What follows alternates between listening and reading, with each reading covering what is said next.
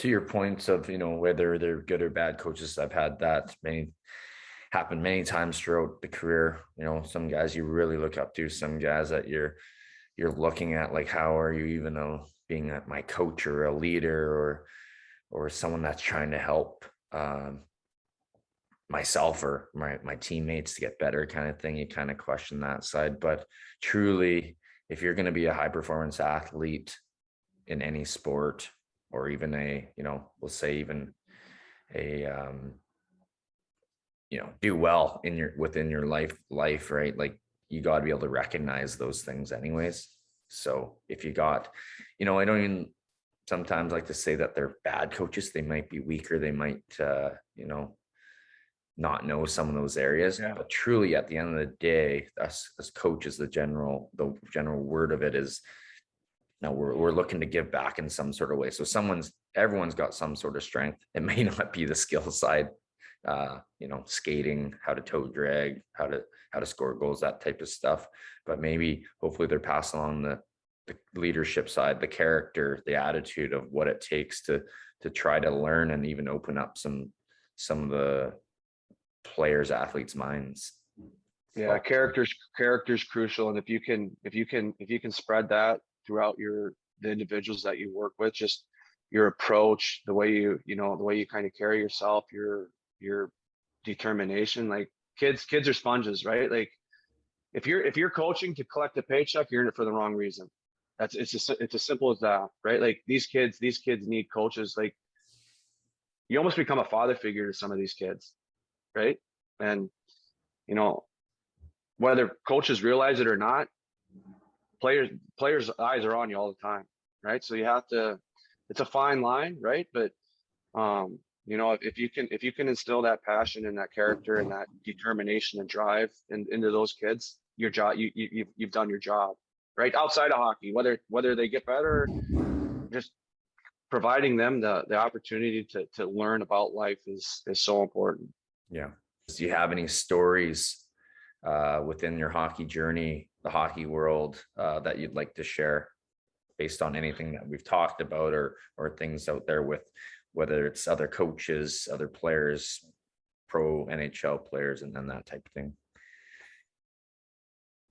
I think the best stories that I have, and the biggest thing that I missed about hockey, and I still look back and I tell my son all the time, like, he's playing juniors, playing his first year of juniors, right? Like, I took the back seat for a lot of his playing time. Like, I coached him 1 year. And he didn't like, I didn't want to cross that father-son relationship or coaching father relationship, right? So, like, I kind of let him do his own thing and go throughout the process and kind of, steer him in the right direction. But I tell him all the time, the biggest thing that I miss about playing is the locker room, right? Just being around the guys and like you said, like, I could tell you 1,000 stories. Now, are they appropriate for your podcast? Probably not, right? Like, but like, enjoy it. Like, the road trips and, putting on the same jersey and going out there and competing and taking your wins and taking your losses. Sometimes you lose, sometimes you learn more when you lose, right? Like, it's enjoying it, right? Like, that's the biggest thing that I learned from taking away from the game is it doesn't last forever, right? It doesn't last forever. And when you're doing it, do it the right way and enjoy it. Yeah, those are definitely some great points. Is when you're done playing, whether it's amateur, junior, college, or pro, really hard to find that competition when you're done. Yeah.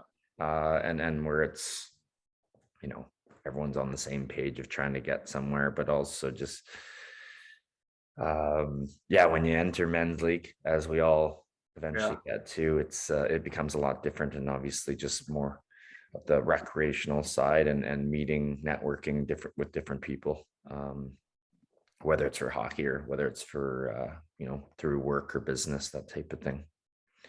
But after you're done playing, like, that competitive drive, it still stays in you, right? Like, that doesn't leave you, right? Yeah. I want to be the best skills coach in not only Illinois, I want to be one of the best in the Midwest, right? Like, so And there's a lot, like I said, there's a lot of guys that do this job, right? You're only as good as your last practice. And I understand that, right? Like you want the kids to come back, you have to perform. You have to put your best product on the ice every single time. And when I was done playing, like it was very hard at first, right? Like, and so like I'm a much better coach than I was as a player. And I'll be the first to admit that, right? But I think the reason that I've been so successful is because I had that mentality that I want to be the best, Mhm. right? And that's one of the biggest things that I took away, and that's the biggest story that I took away from the game of hockey is that competitive drive never ever ever leaves you.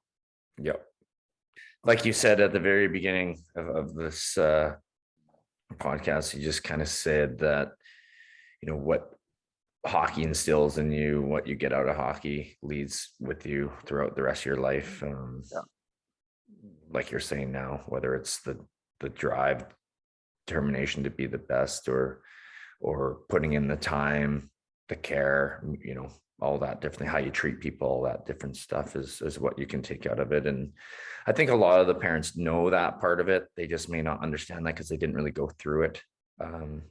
As for an experience level, a lot of people don't get to get up to those highest levels, and you don't have to get to those highest levels, but even just having that experience, within those teams that you play on to get to whether it's in the final game, that type of scenario, that feeling, whether you're winning or losing, there's both sides to learning there and Yeah. understanding.